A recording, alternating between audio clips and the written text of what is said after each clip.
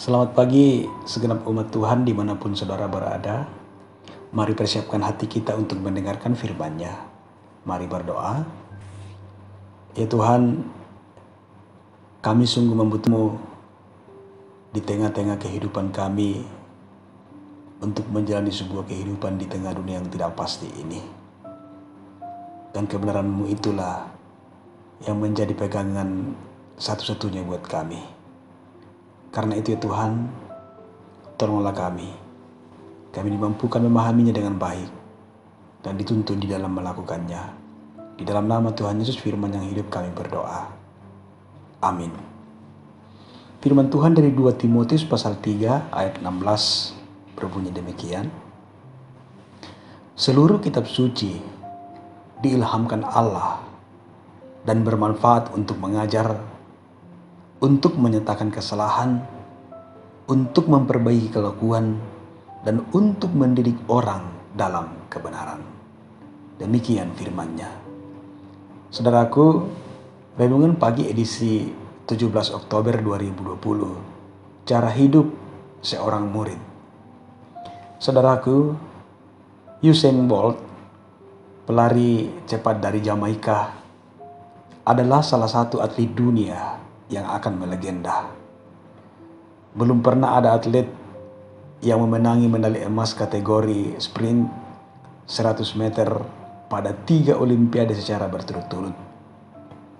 Dan setelah tampil sebagai juara di Olimpiade Rio tahun 2016, setelah meraih trofi kemenangannya di olimpiade itu, ketika dia ditanya saat menang, apa kunci keberhasilannya? Simpel sekali jawabannya. Komitmen latihan adalah kuncinya. Saudara-saudaraku, menjadi murid Kristus memerlukan sebuah komitmen. Firman Tuhan hari ini menunjukkan komitmen seorang murid. Yang pertama, bahwa dia mau diajar atau teachable. Memiliki hati yang mau diajar adalah hal yang sangat penting dimiliki seorang murid dan harus menjadi komitmennya.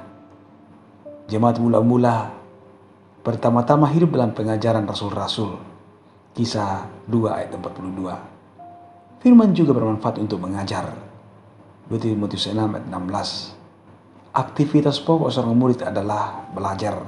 Sebagai murid, kita harus sukarela diajar oleh guru setiap waktu di dalam firman-Nya. Saudaraku, yang kedua, cara hidupnya adalah mau dikoreksi kesalahannya. Hal ini rasanya sangat sukar, namun sangat penting. Ini banyak kita bermasalah di sini. Mengoreksi kesalahan orang lain itu sangat gampang dan mungkin menyenangkan bagi banyak orang. Tapi sangat enggan jika kesalahan kita yang dikoreksi. Dan di sini sering terjadi gesekan ketika kita mau dikoreksi oleh orang lain. Sering terjadi pertentangan di sini, sering terjadi benturan di sini. Namun saudara-saudaraku, bahwa jiwa seorang murid harus selalu siap dikoreksi kesalahannya. Kita diajar untuk mengenali mana yang benar dan mana yang salah. Ketika membuka firman, kita harus siap untuk berkata, saya salah kalau memang salah. Jika keyakinan kita yakin tidak sejalan dengan firman, perlu sebuah kerendahan hati untuk tidak berdalih. Yang ketiga, mau berubah. Setelah mau diajar oleh firman Tuhan, diajar dalam kebenaran, maka seharusnya seorang murid harus bersedia menerima koreksi. Dan setelah menerima koreksi, harus berlanjut memperlihatkan sebuah perubahan. Sebuah pola hidup yang baru. Satu pola hidup yang diajarkan dan diteladankan oleh guru. Bukankah itu yang diajarkan Tuhan Yesus kepada kita sebagai Maha Guru kita? Sebuah hidup dengan cara yang baru, sesuai dengan yang diteladankannya. Berani merubah kelakuan kita yang bertentangan dengan kehendaknya. Semoga kita diteguhkan kembali bahwa kita adalah murid-muridnya. Karena itu, apa yang dikatakannya, diajarkannya, hendaknya kita alami dan kita taati.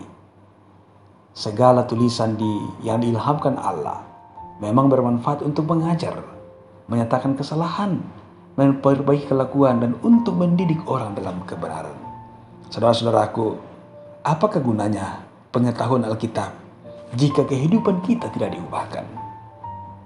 Mengambil waktu untuk mengevaluasi diri sangatlah tepat. Bahwa adakah yang berubah dalam cara hidup kita setelah sekian lama menjadi muridnya dan mendengar ajarannya melalui firman-Nya. Terpuji nama Tuhan. Haleluya. Amin. Mari berdoa.